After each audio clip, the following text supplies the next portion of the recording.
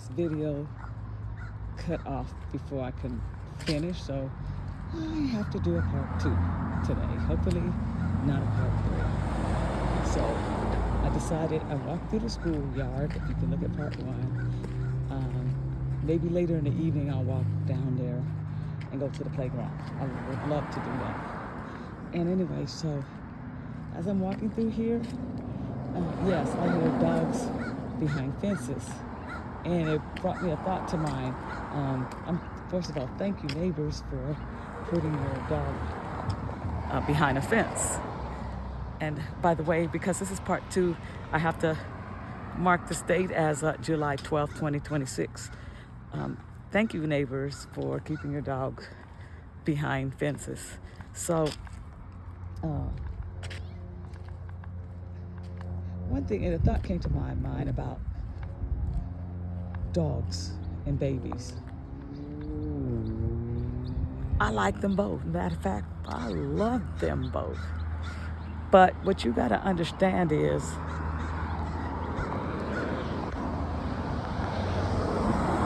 not everybody's going to love your dog and your baby.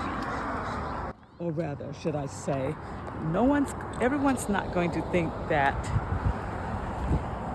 your baby or your dog is all that cute.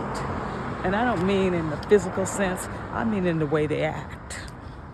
Okay? What you think is funny and cute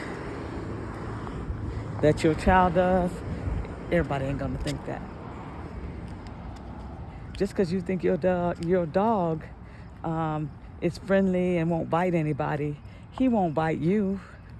That you probably can guarantee, but you don't know how a dog will react to somebody or a situation that it is not familiar with, and they go into protective mode. Okay, and they have the right to, because let a dog be a dog, and a dog will do what a dog will do. The little things your children they say, and people be recording it on social media, thinking it's all cute, and they're cursing and they're being disrespectful. Yeah, you got a lot of followers, and you will have people on there that'll think it's cute, but everybody else don't think it's cute. I don't care if you have 12 million followers that think it's cute, but you got 12 million who don't think it's cute. And so, and maybe it's that 12 million who don't think it's cute. Maybe that's their issue. And it is. But just don't get mad or upset because they don't. I mean, that's just me. And I think back in the day, we used to correct our kids because we knew that everybody wasn't going to respond to our kids like we do.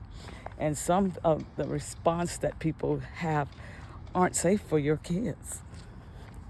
It's not safe. So the one thing we were brought up was to be very respectable, not just respectable to other people, but we didn't have no choice but to be respectful to our parents. Now, it seems like being respectable to your parents is an option. And because we don't want to hurt their feelings, we don't want them growing up with some complexes. Well, life is very, very complex. And so it goes with life. And so they're going to grow up with some complexes. And I'm here by some beautiful trees, and I said if I had a picture moment, here'd be a picture moment. This would be a picture moment. Me in my African colors. I say Afrocentric colors. And I found some Afrocentric leggings on Temu. And yeah. And these, of course, the size didn't really, I bought a bigger size, and I don't think I went in the women's section, or these particular leggings, and I'm not sure if I'm aiming this right. These particular leggings are supposed to be tied around legs and thighs. I tend to buy leggings